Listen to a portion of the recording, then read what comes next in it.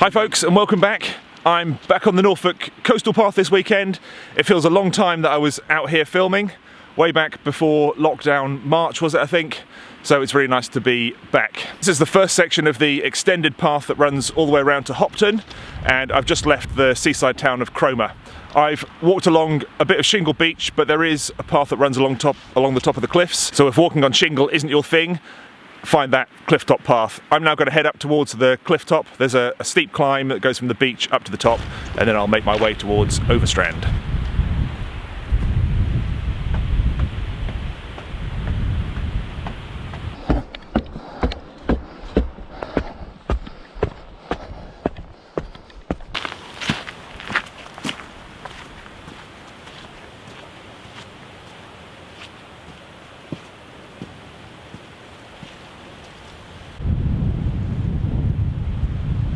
Once you get to the top of that steep climb, you'll see Cromer lighthouse. There's been a lighthouse here since the 1600s, and before that there was a church that shone a light to warn passing ships that they were near the coast.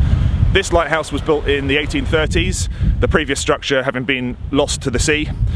Coastal erosion is a big problem along the Norfolk coast, and that one finally slumped down the cliffs and was lost. The structure you see today was originally built half a mile away from the cliffs, so that gives some indication of how quickly these cliffs are eroding away.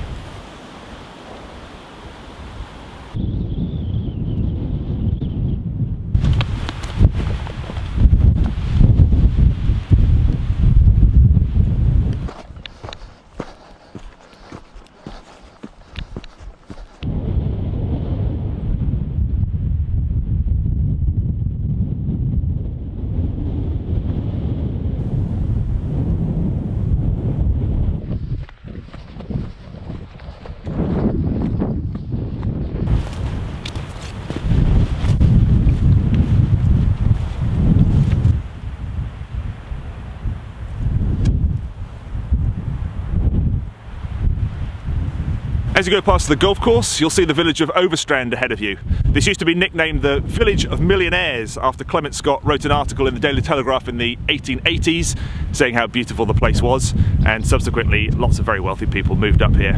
There's not that much evidence of the big grand houses and the hotel that was once here now. Sadly, the hotel burnt down in the 1940s, and a lot of the houses and things have been reclaimed by the sea.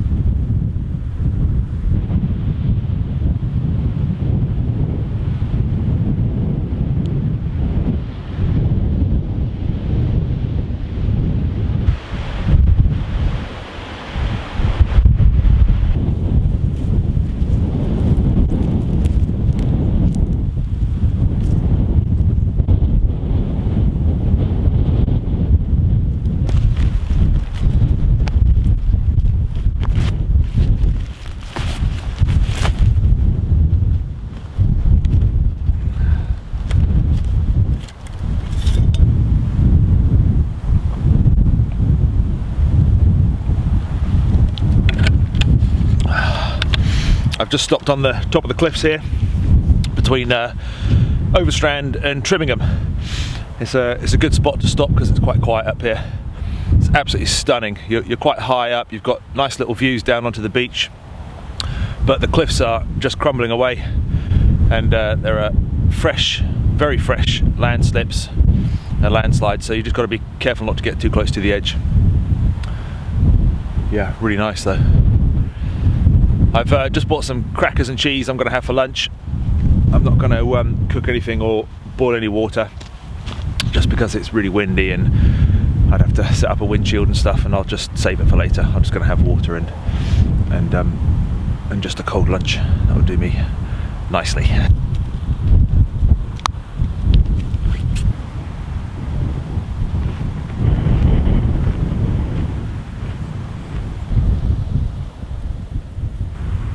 Nope.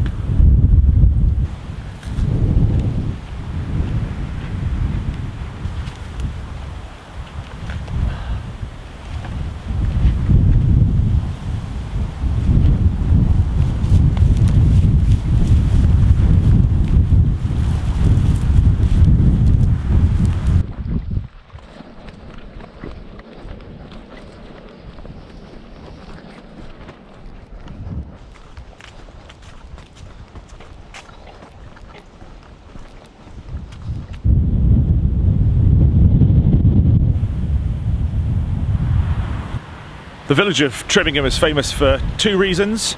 Firstly, it used to be a place of pilgrimage. The church here used to have an alabaster copy of John the Baptist's head, and people used to travel from all over to come and see it. It's also famous for the nearby RAF air defence radar station that you can see as you pass through the village, used by nearby RAF Neatishead to monitor activity off the east coast.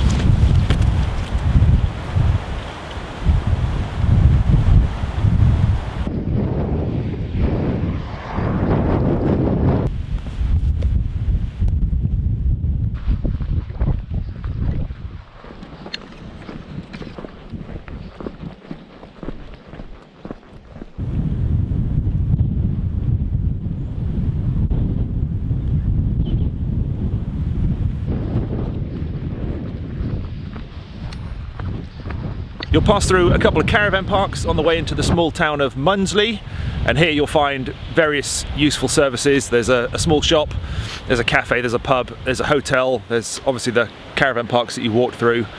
There's possibly the smallest museum in England, and you can also catch a bus here back to Cromer.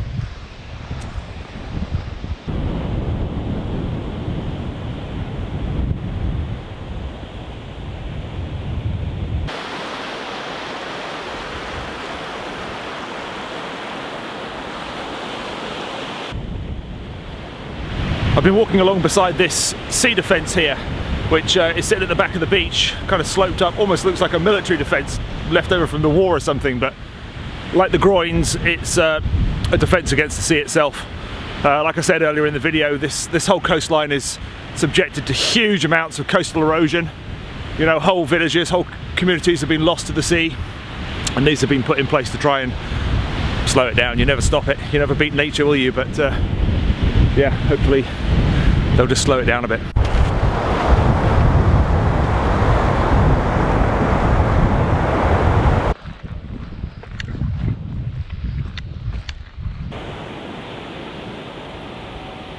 We're just below the Bacton gas terminal here. It's a huge site and supplies gas brought in from offshore to the whole of our gas network, and is then piped across to Holland and Belgium, I believe, as well. Huge site. I am at one of the points that I did consider stopping.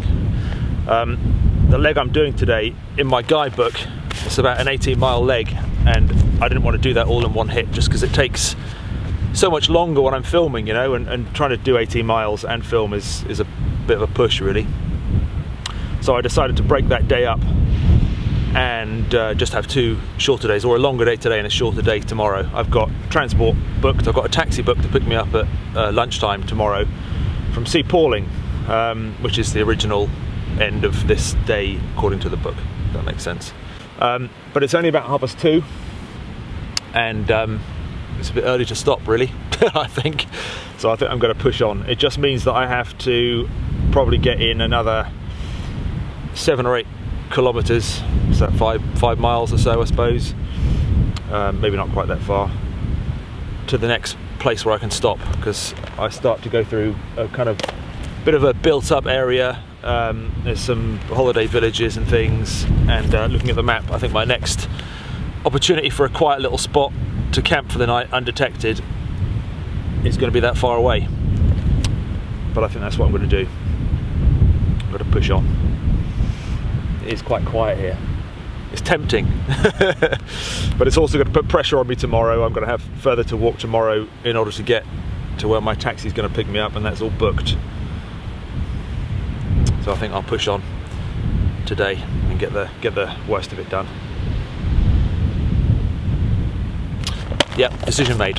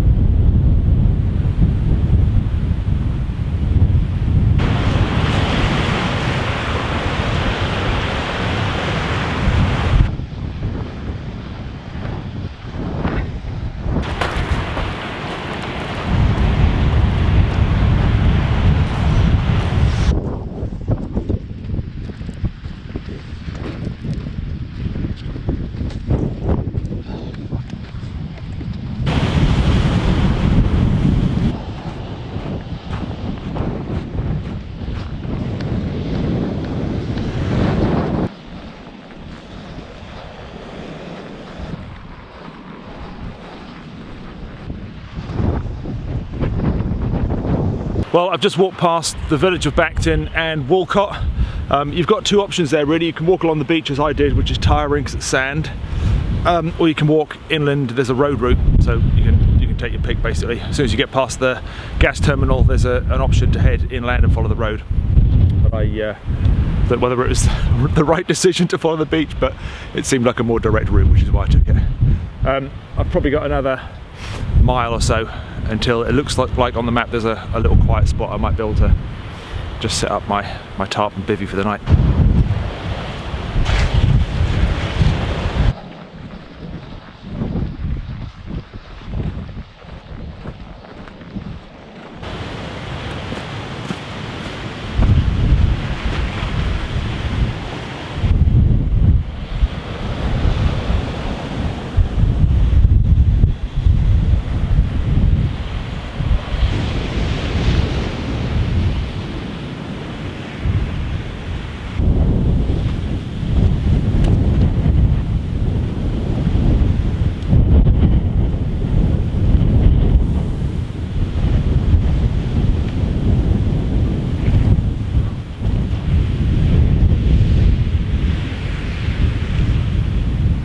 Well, I've got to where I wanted to get to, which is great. That takes pressure off tomorrow morning. If I accidentally oversleep or anything like that, then yeah, it's just easier. But I am pooped. That last stretch along the sand really took it out of me. So I'm glad to have stopped. It's only about 4:30 and there's a few people still on the beach. So I'm not going to set anything up yet until I've got the beach to myself. I'm behind the sea defence. But there is debris up here, you know, that has been washed up by the tide, but I suspect that's a storm tide level.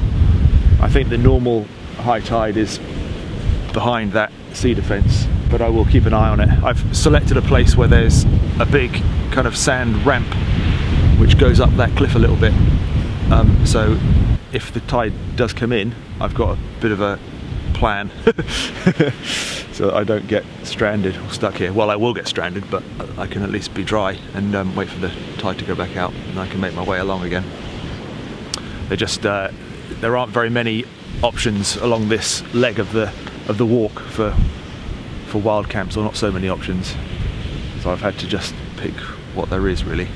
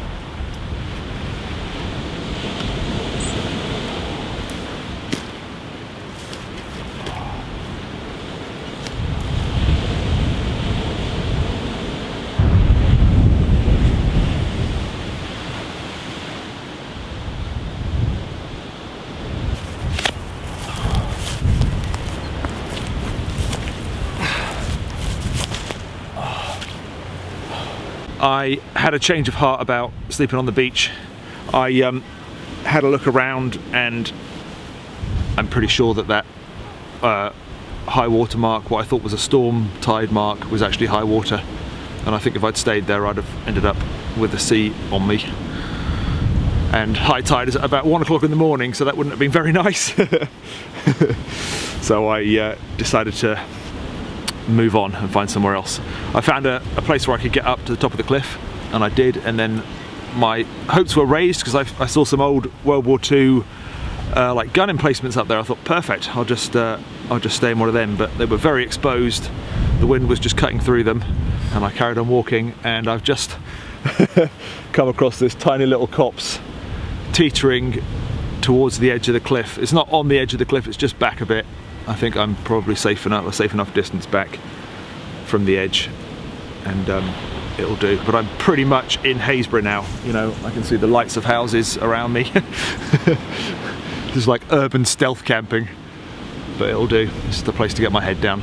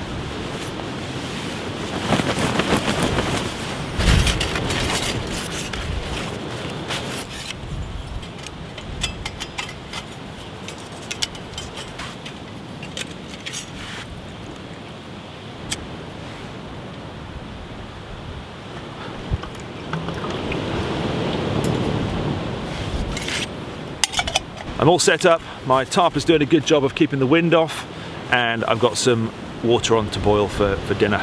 I'm just having a dehydrated meal, one of these Mountain House ones, and I've got exactly the right amount of water for this meal on to boil. So I'll get that in there and then I'll make myself a nice, well-earned hot drink.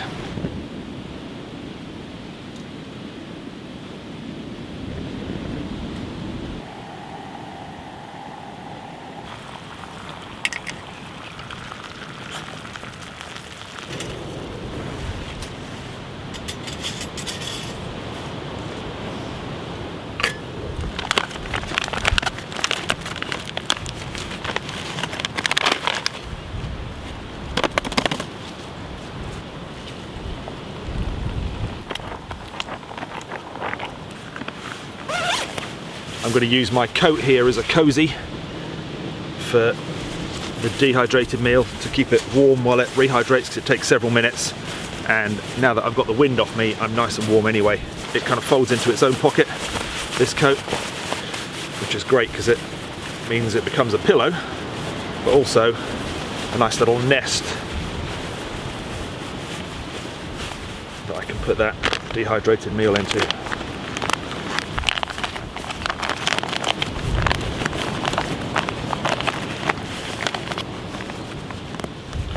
Zip it up, and that will keep it warm while that rehydrates.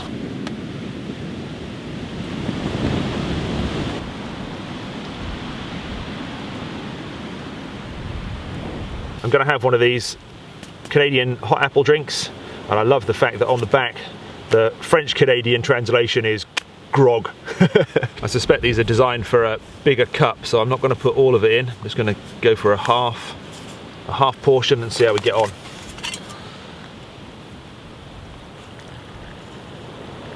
Oh, look at that. Nice colour.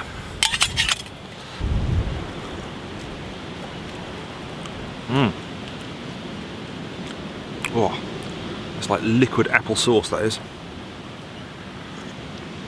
With a little hint of cinnamon. Very nice. Right, let's see how this pasta is doing.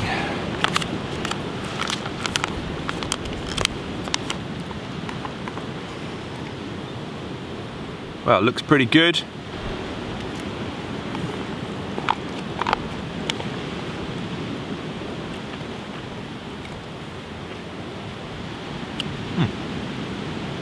It's really nice.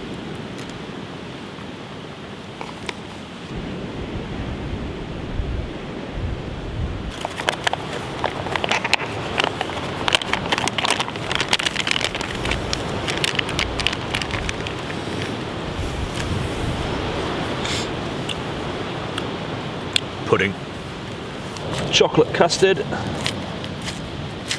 this is just the type that you add hot water to.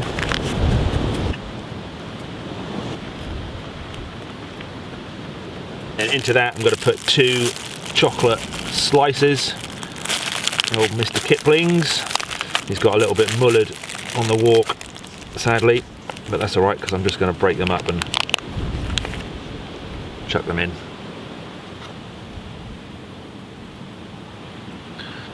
Look at that.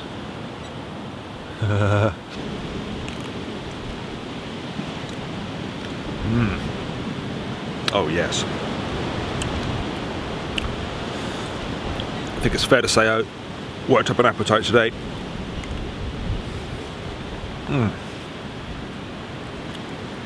thought I'd show you on the map where we've been today.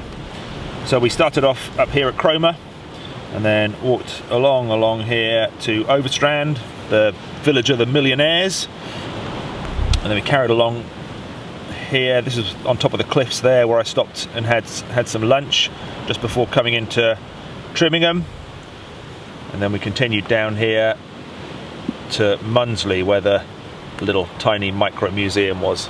From Mundesley we walked along the beach here and stopped just by the gasworks at Bacton, and this was one of my potential overnight stops, but it just felt too soon in the walk, so we continued along past Bacton village itself, and Walcott, and continued along. This was the second place I thought about stopping, and I'm glad I decided not to, because I think that would have been a disaster.